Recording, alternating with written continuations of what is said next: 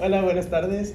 Nosotros somos estudiantes de la Facultad de Ciencias de la Salud de aquí de Valle de las Palmas, en la Universidad de UABC, la Universidad Autónoma de Baja California.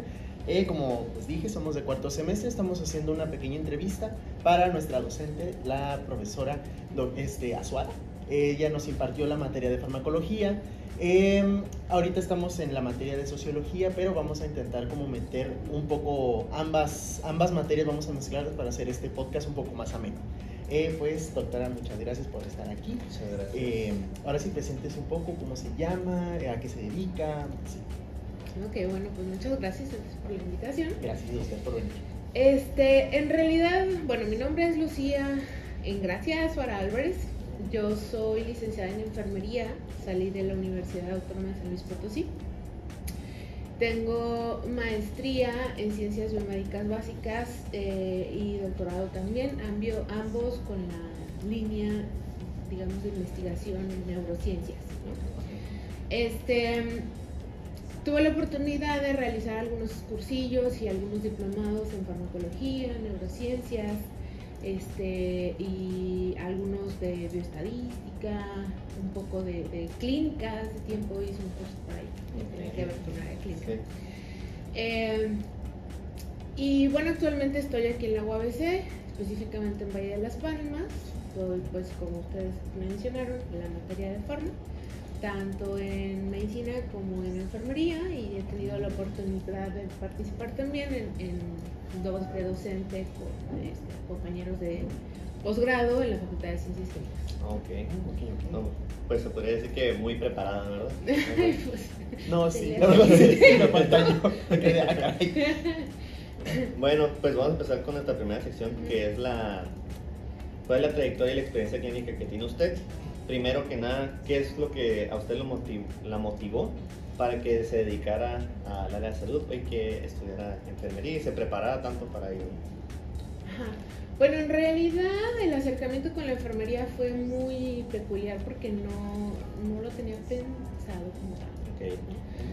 Ajá, me gustaba más como un área un poco diferente, el área física, quería ser físico. Y ya como que cuando entré tuve un poco de acercamiento con un familiar que era físico precisamente, como que se me hizo interesante, pero un nudito, ¿no? Okay. Un alguito ahí.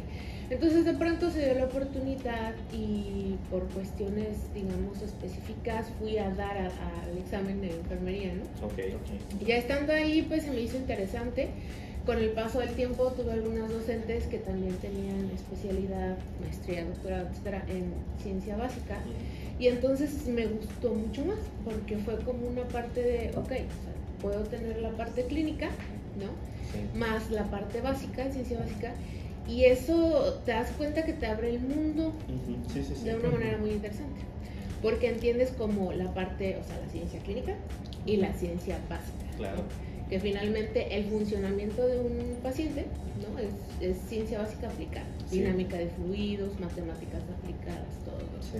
Y entonces eso como que se me hizo muy padre, ¿no? Ok, sí.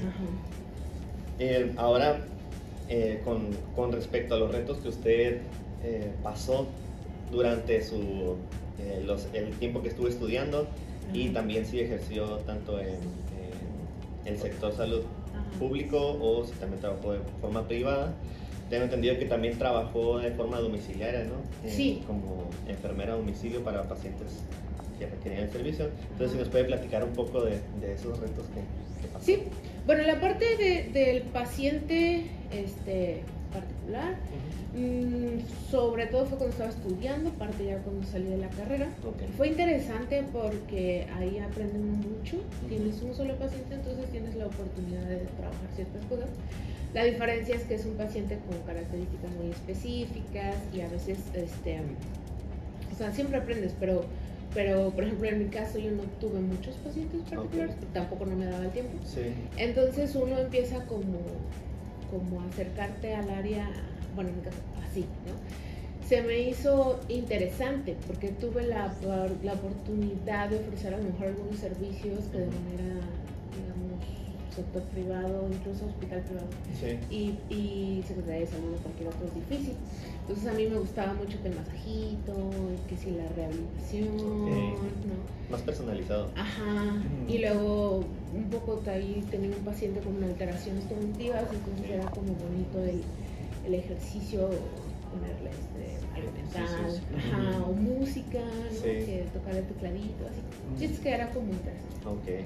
El hospital, sobre todo fue cuando yo, bueno, nosotros hacemos prácticas desde segundo año, no me acuerdo, pero tuve una amplia experiencia en el sentido de que estando en clase ya íbamos mucho, pues varios días al hospital, entonces en ese sentido fue interesante también, pero ya cuando salí a trabajar como tal es bien diferente. Te das cuenta que ya tener a tu cargo pacientes implica muchísima responsabilidad y sí es mucho aprendizaje, pero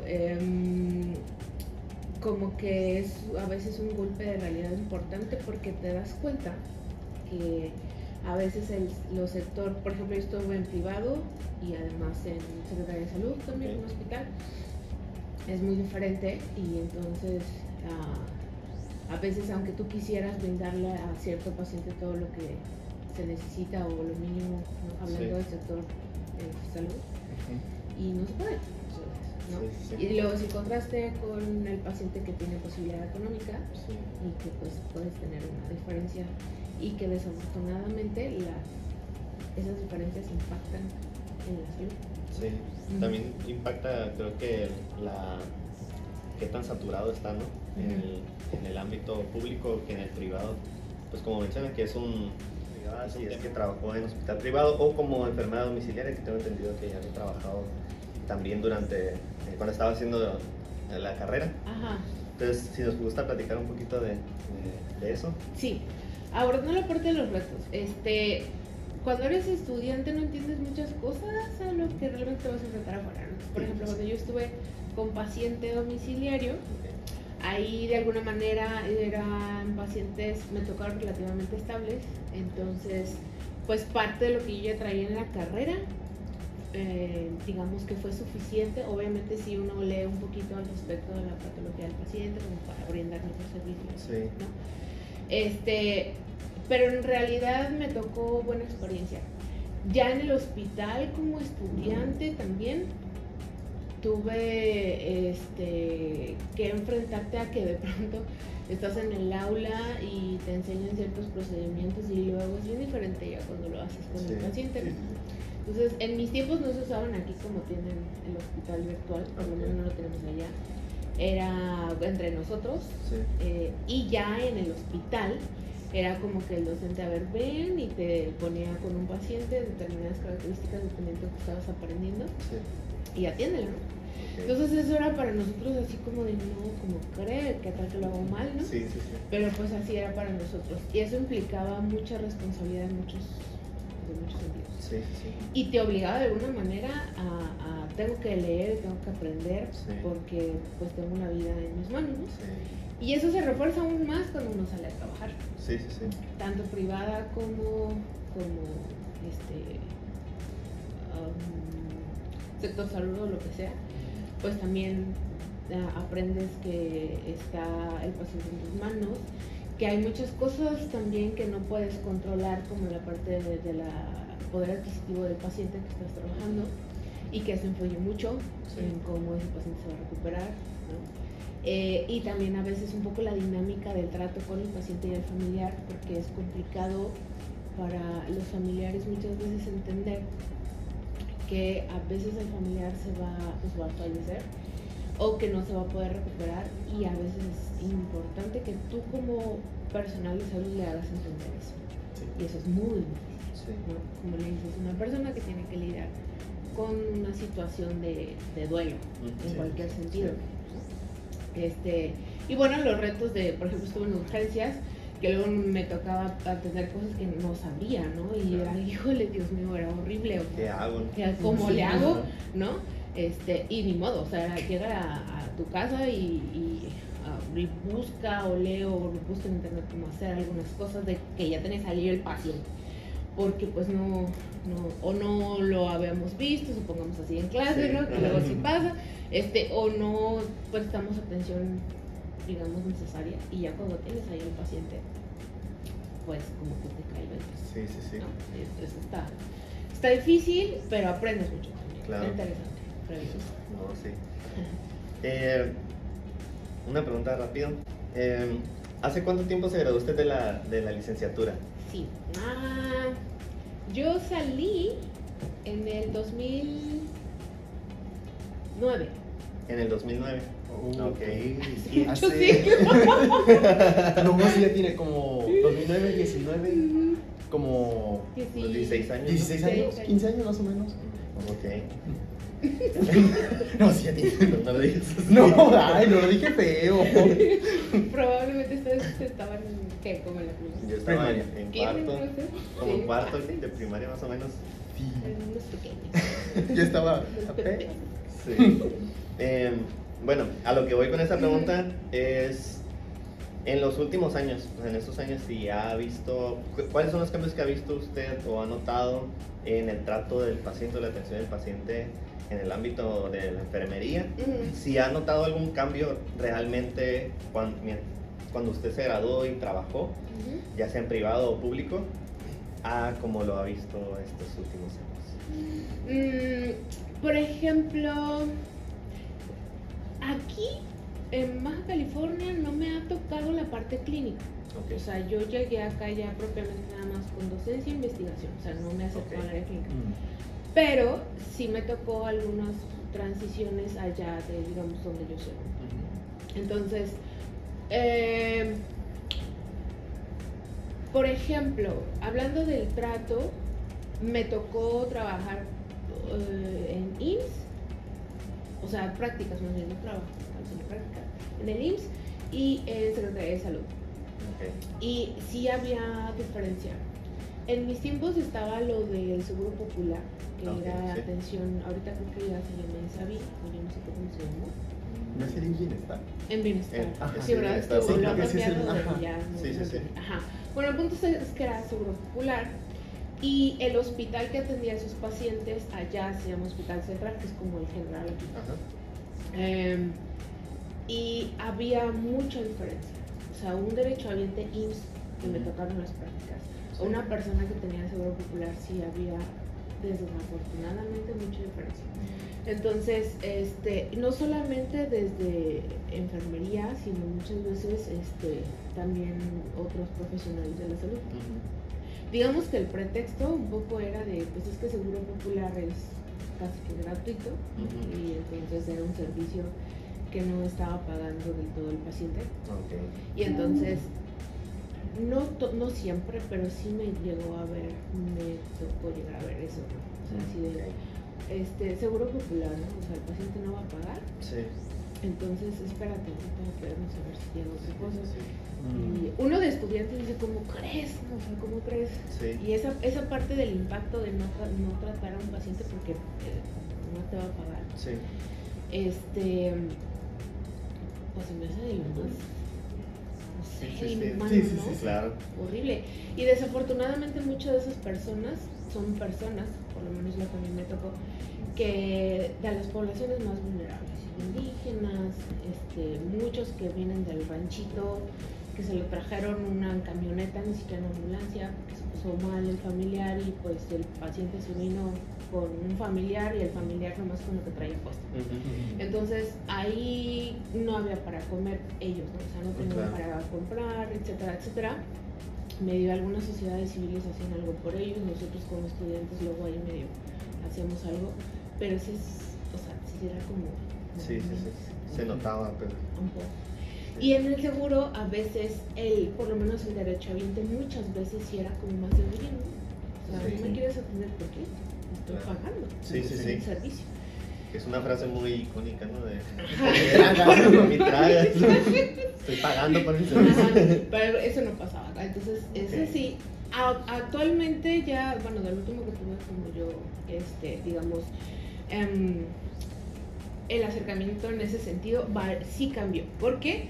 Porque Antes nos daba mucho eso de te voy a grabar y te denuncio. Sí. Y eso es, ya tiene tiempo que sí. Entonces, así por eso muchas veces, me tocó ver que muchas personas se detenían el trato o mejorar un poco el servicio como para no ser quemados, cosas así, ¿no? Entonces, eso ha sido una evolución favorable, por lo menos, espero. Baja California no lo sé, pero por lo menos lo que a mí me tocó, creo que sí ha evolucionado un poco la mejora, pero de manera como obligatoria, no sé si no porque era de, oye, tengo que hacer conciencia, trato bien al paciente, sino para que no me quemen. Para que no me quemen. ¿no? Claro. No, pues sí tiene sentido. Bueno, con esas preguntas y con los temas que tocó ahorita de las personas que a veces son vulnerables, ¿no? Con el tema económico, vamos a entrar a lo que es nuestra segunda sección, que es la salud y el contexto social, que mi compañero Manuel va a ser el que nos va a estar guiando a través de esta sección. Así me va a escuchar. Bueno. Ay, perdón. Pues bueno, respecto a todo lo que ya nos contó, en sí, ¿cómo juegan todos estos papeles? Ahora sí que en cuanto a dinero, educación, ahora sí que vivienda, todo eso, en todo este ámbito. ¿Qué le tocó? Ahora sí que tanto en el ámbito de para tratarlos como para decir, ok, pues te ayudo de esta forma. ¿Cómo implica en la salud del paciente? La parte económica y su contexto social. Híjole, el mundo. O sea, está estudiado, O sea, hay investigaciones que se han dedicado a ver cómo impacta el ambiente del paciente en su salud y el acceso a la salud. Y está súper bien documentado que es un montón. O sea, una persona que tiene el suficiente poder adquisitivo, si no lo tengo, por ejemplo, en el IMSS o en un hospital privado, pues lo mando aquí con la cercanía que se tiene hacia Estados Unidos. Pues pido el tratamiento o me cruzo hacia allá y me atendo. Obviamente la persona, por ejemplo, migrante, pues, ¿cómo le hace? Claro, o sea, apenas si puede para sobrevivir. A lo mejor ni siquiera tiene el IMSS bienestar o lo que sea. Y eso es muchísimo. O sea, se supone que en México una de las cosas que debería de cubrirse es la parte de salud, como derecho, etcétera, etcétera. Y claro que no se puede. O sea, eso no se puede por malgastar recursos, por muchas cosas, parte del gobierno también, pero también las mismas trabajadoras de salud desafortunadamente han hecho que se vuelva complicado brindar servicios de salud hablando de recursos, porque no hay recursos, ¿no? A veces ¿y de dónde sacarse? Sí. Con todo esto que ya me contó, ¿usted cree de verdad que el sistema de salud pues puede responder adecuadamente a la población? No, es más que insuficiente, muy insuficiente.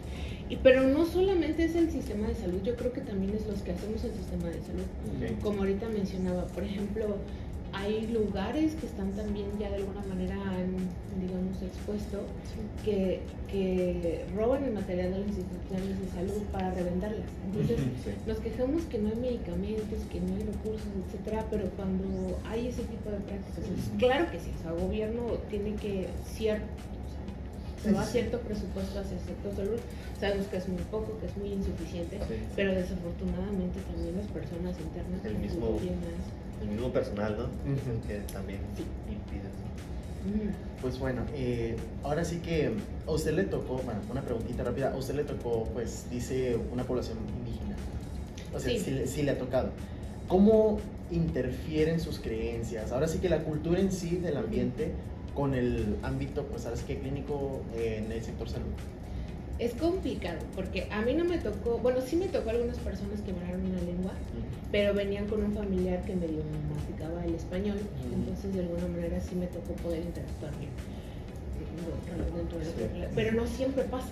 Entonces, por ejemplo, una docente que nos compartió cuando yo estaba estudiando, le tocó donde se atendía mucho de estas poblaciones y, por ejemplo, las personas no podían dormir en la cama.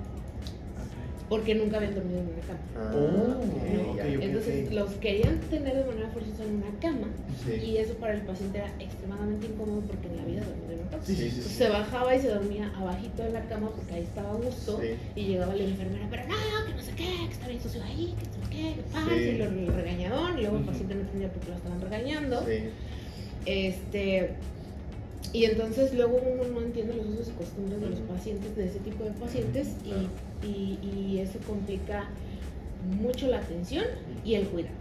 Porque obviamente si el paciente no sabe por qué lo estás regañando, o sea, para él no tiene nada de malo, no está en el piso, es un ejemplo, Sí, claro. y llega la enfermera, lo regaña y le gritonea, pues obviamente el paciente está así como, ¿no? Y a lo mejor no se deja, o bueno, como tal ya se complica la interacción y el cuidado.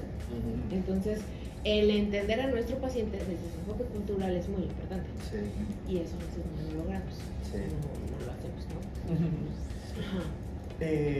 Entonces, basándonos ahora sí que en lo que dijo y hablando de la relación entre personal de la salud y paciente, ¿usted qué opina sobre esto? Y aparte, si ha visto cambios, mejorías, ahora sí que sí, para bien o para mal.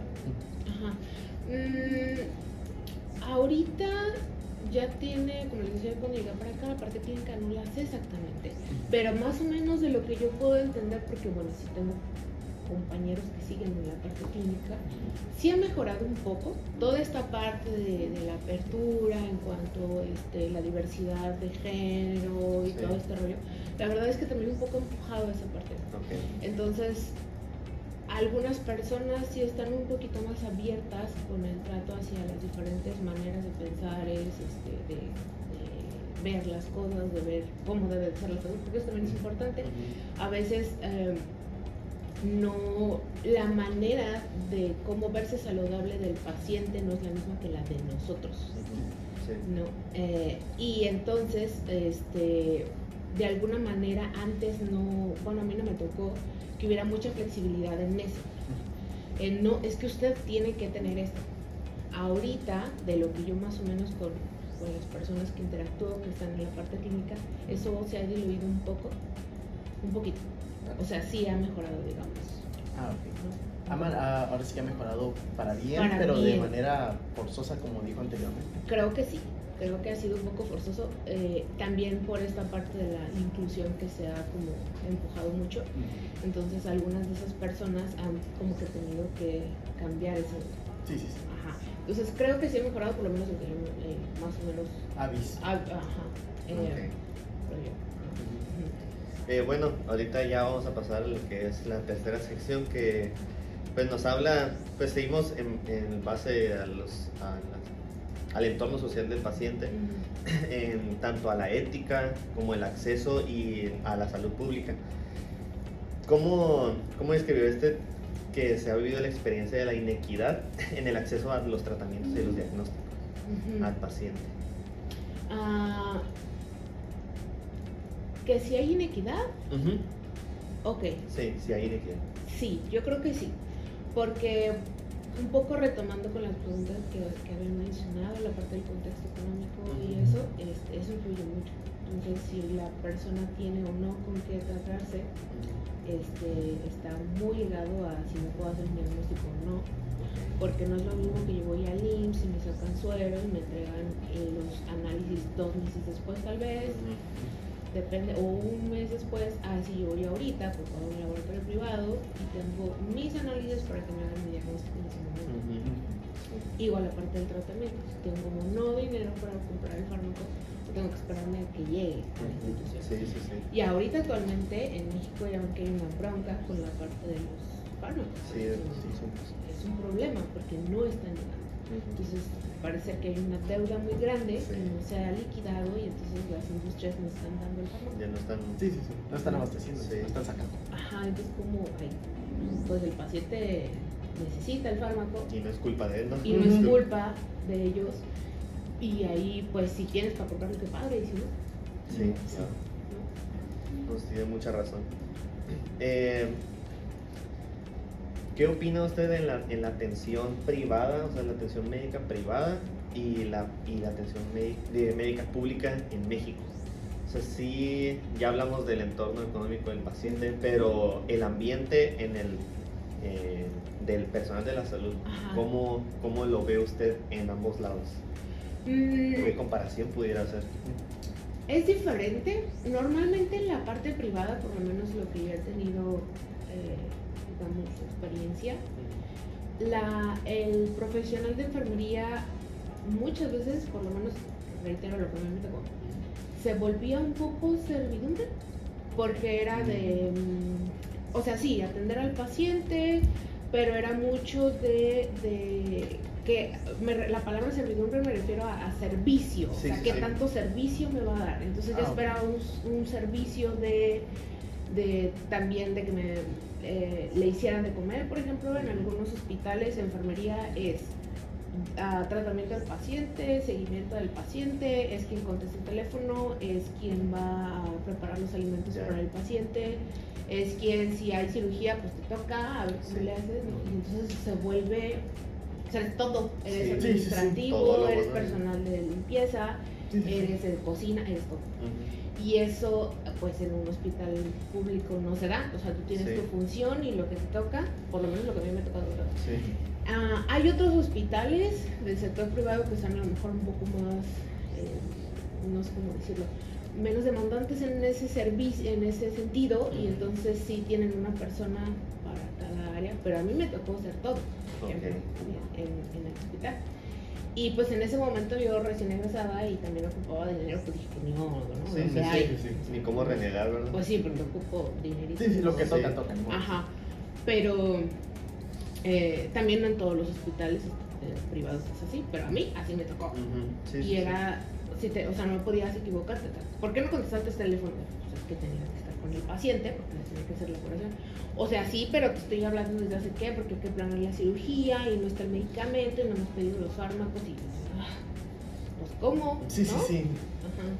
Sí, ahora hablando en el entorno del personal de la salud, ¿cómo cree usted que tanto la burocracia o los recursos limitados que hay se ve afectado en el labor médico, en el labor del personal de la salud? A ver, otra vez. ¿Cómo cree que afecta la burocracia? Ajá. ¿O cuál es su opinión? O los recursos limitados para la labor médica o la labor de la atención al paciente. Ok. Eso es muy importante porque normalmente tienes que llenar una serie de solicitudes para que tú puedas tener lo necesario para un paciente. Por lo menos a mí me toca, tanto en público como en privado. Entonces en público tú haces una lista y a ver cuántos de tus pacientes tienen antibiótico o necesitas para hacer, por ejemplo, un catéter central o cosas así, procedimientos que se van a hacer. Y se necesita una serie de permisos para que la persona te lo dé o si lo tienes que pedir, no sé qué. Desafortunadamente, a veces eso implica que si no hay o si no se libera la orden o no se da lo que sea, pues no se lo vas a poder administrar al paciente y a veces lo que haces como para brincarte esa parte es pedir al familiar que lo compre. Porque de acá que nos sueltan el recurso, o porque se necesita un catéter central pero ya no hay, pues hay que pedirlo no sé qué, o se vuelve un rollo así y es que ya lo ocupa, ¿no? O sea, sácalo donde puedas. O muchas veces lo que se hacía era, si yo tengo un paciente, por ejemplo, en choque, y lo estaba tratando de algo, un paro, lo que sea, y era de, necesito un central ya, era pues, pídeselo, por ejemplo, a UCI, ahorita se lo recuperamos, o que el paciente lo compre y se lo recupera a UCI, ¿me explico? Sí. Entonces esa parte burocrática a veces dificulta, pero entiendo que es necesario. Por lo que hablábamos ahorita de los recursos. A veces son tan pocos los recursos que tienen súper bien contados y te lo tienes que justificar súper bien para dársele salida. Porque, pues, o sea, tengo dos. ¿sabes? Sí. Ajá.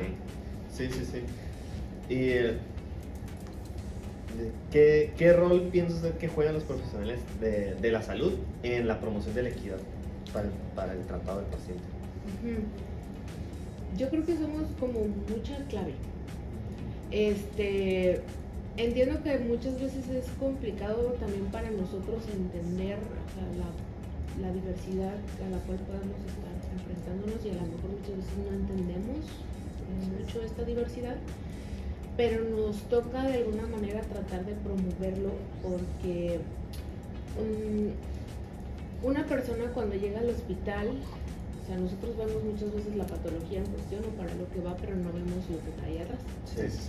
Entonces de pronto nos ha tocado personas que ya están muy lastimadas por la cuestión que ellos tengan de, por ejemplo, diversidad de género, lo que sea, y de pronto llegan y ya traen una situación de o de abandono o de rechazo, o lo que sea. Y además están con nosotros en consulta o en la atención, y a veces el que nosotros tratemos de hacerle ver que bueno, estamos como tratando de atenderlo de la manera como él o ella necesita, es importante para, sobre todo ustedes que son estudiantes, es a lo que a donde me quiero dirigir, porque muchas veces las personas que ya están afuera, o que estamos afuera, que tenemos como una situación social muy marcada, que hemos vivido toda la vida. Entonces, esta transición que ahorita se está viendo es relativamente reciente. Entonces, eso más bien les ha tocado a ustedes vivirlo y a nosotros no tanto. Entonces, esa parte de la equidad en todos los sentidos, social, de género, etcétera, creo que les va a tocar mucho más a ustedes. Sí se ha dado, como ahorita decíamos, creo que sí, pero creo que no se ha entendido. Y eso les va a tocar a ustedes hacernos entender esa parte, ¿no? O sea, que ya no lo veamos desde el punto de, pues me están obligando y si no me van a engañar, sino entender por qué es necesario esta diversidad que se da.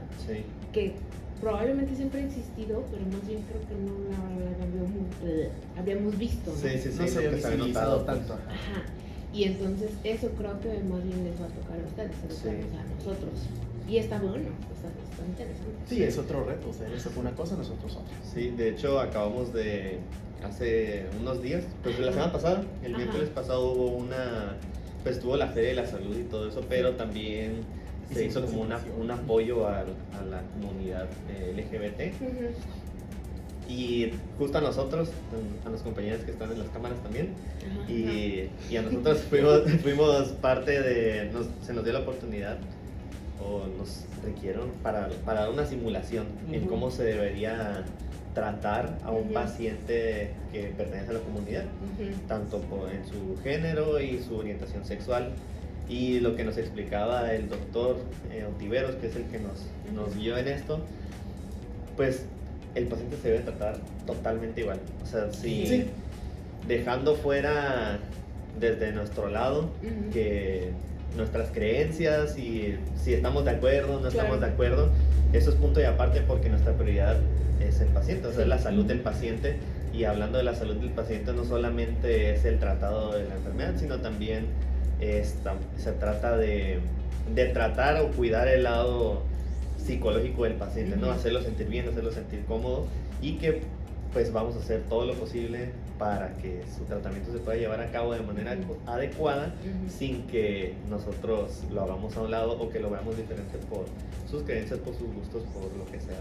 Sí, porque al final de cuentas no estás tratando una identidad de género, no estás tratando una enfermedad como tal, o una bacteria, un virus, estás tratando una persona que tiene padre, madre, que es abuelo, que es tío, que es mamá, que es papá.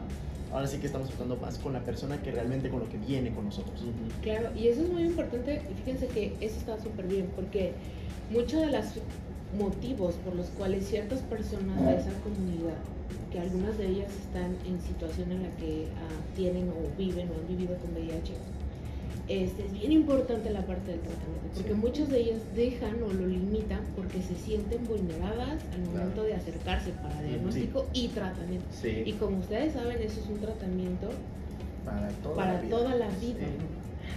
Y entonces, si no tenemos esa sensibilidad social y esta parte como nuestro entender de cómo debemos de ser, está implícita una vida. Sí, claro.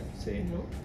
Sí, de hecho, justo el caso que realizamos era de una persona pues que ya tenía cuadros de neumonía y resulta que da positivo a VIH. Secundario VIH. Secundario VIH, entonces nos toca a nosotros dar el diagnóstico al paciente de VIH y lo que implica, pero hacerlo de una forma en la que le estás dando la noticia. O sea, le estás dando la noticia, pero teniendo cuidado de cómo decirlo, aparte de que no es una noticia nada fácil para dar. No, y no es bonita. Sí, o sea, prácticamente le estoy diciendo al paciente que es algo con lo que va a vivir, que su sistema inmunológico puede estar deprimido casi todo el tiempo, ¿no? Entonces es no solamente darle la noticia, sino hacerle saber que pues que hay tratamiento, ¿no? O sea, hay tratamiento y aconsejarle que se apegue lo más que se pueda.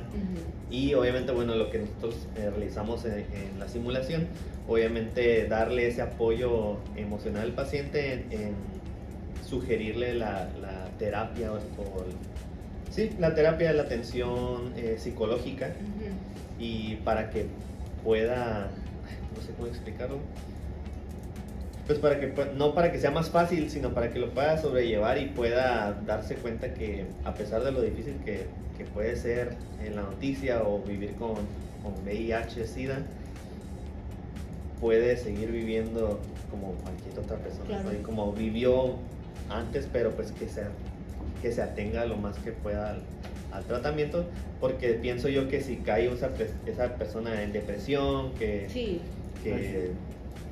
La cuestión psicológica tiene mucho que ver en cómo el paciente va a sobrellevar la enfermedad, ¿verdad?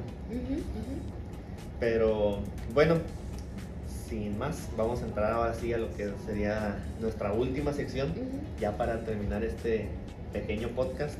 Sería ya reflexión y futuro, ahora sí que ya estas van pues ya desde su corazón directamente. Pues bueno, ahora sí que ¿qué con todo lo que ya se dijo en este bonito podcast, qué cambios estructurales piensa usted que son urgentes de ya corregir en el sistema de salud mexicano? Híjole, es que es una... Aparte de todo.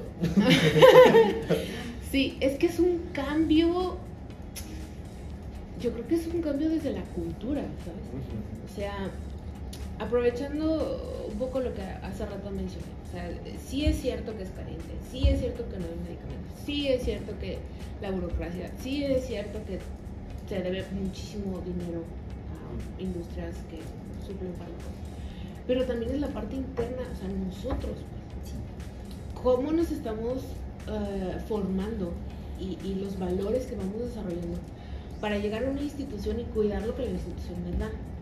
Entonces, sí me tocó ver, por ejemplo, camilleros, ¿no? Que llegaban y aventaban las cosas, o la camilla toda así, ¿no? O sea, eso no cuidarlo. También enfermeros que de pronto los recursos, lo poquito que teníamos, no cuidarlo, o robarlo, lo que se mencionaba para revenderlo, no sé qué. Y muchas veces el pretexto, la excusa era de, es que me pagan muy poco, entonces necesito venderlo o para sacar. ¿Cómo que te pagan? Si no te gusta, cambia de trabajo. Pues sí. ¿No? Y eso es difícil. O sea, es un cambio de valores, ¿no? O sea, si estás trabajando en una institución, entiendo que a lo mejor la institución puede ser un poco injusta en algunos sentidos, pero es tu trabajo. Claro. Y si no te gusta, pues vamos a otro lado. Una persona que sí tenga ese valor que se necesita para valorar la institución, para valorar los recursos, y no de por sí que tenemos dos gasas, pues que no se redonda para venderla. Sí, ¿no? claro. O por ejemplo, personas de rangos altos en los hospitales que sustraen el ventilador y lo rentan a una empresa externa. Sí. Y el paciente que ocupa ventilador dentro de la institución, ahí está el pobre interno, ¿no? Con el ambú, porque no hay ventilador. Y si es que hay ambú. ¿No? Entonces, eso es un cambio mental, ¿no? Y cultural, que en realidad sí es parte institucional, obviamente, pero creo que es desde nosotros. Desde el personal. Todo empieza desde el personal y termina en el personal. Sí, y ya con eso yo creo que sería un impacto importante. Y ojalá ustedes que están en esta parte, pues, todos bebés formándose, que ustedes lo entiendan, porque en realidad les digo, nosotros ya está cañón. O sea, ustedes van a salir afuera a trabajar y se van a dar cuenta que las personas que tienen ahí 5 años, 10 años, 20 años, está bien difícil romperlos. Los patrones y es. Entonces a ustedes les va a tocar empujar y allanar camino, porque van a encontrarse que si ustedes llegan así todos nuevitos a querer cambiar las cosas, los van a querer comer. Sí. ¿No? Y es que así nos hacen las cosas. Y así nos hacen las cosas aquí, y a ustedes les va a tocar, o sea, estar cañón, pero sí se puede, porque les digo, su generación trae una idea diferente que a nosotros no nos ha tocado, y nosotros estamos aprendiendo un montón de ustedes en ese sentido, y ojalá que sea uno de los cambios que como generación ustedes logren. Sí. Y que justo me lleva a la siguiente pregunta. ¿Usted qué cambios espera de la salud de México, ya con todo esto? yo creo que una de las cosas importantes es lo del hospital que ahorita traté, ese cambio de paradigma, pero también creo que una cosa que es muy importante darle es la promoción de la prevención de la salud. Okay, sí. Está como clarísimo, seguro ustedes lo han dicho, es más fácil que yo invierta recursos en la parte preventiva del paciente allá tratar de curar algo. Sí. Es mucho más barato. Claro. Entonces, ustedes que son los futuros directores de hospitales de bla bla bla, todo lo que hay afuera, el recurso, yo creo que el futuro de nuestro carente México es la prevención. Claro. Entonces, entre más se vaya hacia la prevención y cambiar y la educación, que está difícil, ¿eh? Sí. Es muy difícil Sí. dar educación para la salud a un paciente que lo entienda. Sí. ¿Por qué hay que hacer las cosas? Claro. Es muy difícil, pero creo que ahí está y sigue estando desde hace muchos años La clave. Sí. Ajá, la clave de las cosas. Y bueno, evidentemente ya dentro de la institución pues un seguimiento, que el paciente se apegue, hacerle entender por qué es necesario que se apegue, porque es más fácil yo, si ya tiene ahorita, mejor lo bajo de peso porque no le dio diabetes, o si ya le dio, pues tomas el fármaco y sigue la dieta para que no pase otra cosa. Exactamente, pues, no reemplazo renal o todas las consecuencias. Sí. Y ya por último, ¿qué consejo le daría usted a cualquier estudiante del área de salud? Llámese psicólogo, llámese fisioterapeuta, enfermero, médico, odontólogo. Ajá. Híjole. A ver si no me veo muy mal. Nada, adelante. Pero yo creo que ustedes estén en la carrera que estén, que tienen que ser de la salud, estén porque les gusta. Claro. Si están por el dinero, si están porque me obligaron, si están porque ya que la neta no va a estar chido y no va a haber ningún cambio. Entonces, yo no veo mal que si yo voy en quinto año o ya y no me gustó, pues mejor cambio de carrera. Sí. Porque si no les gusta dónde están, esto es un ciclo. O sea, el trato del paciente, lo que decimos ahorita de la institución,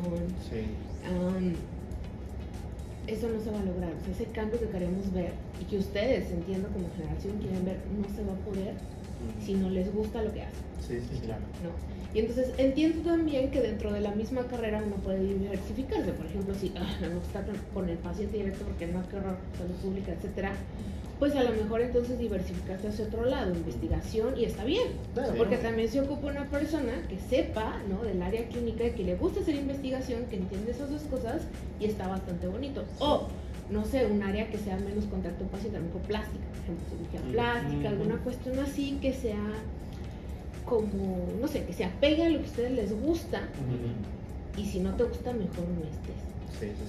Sí.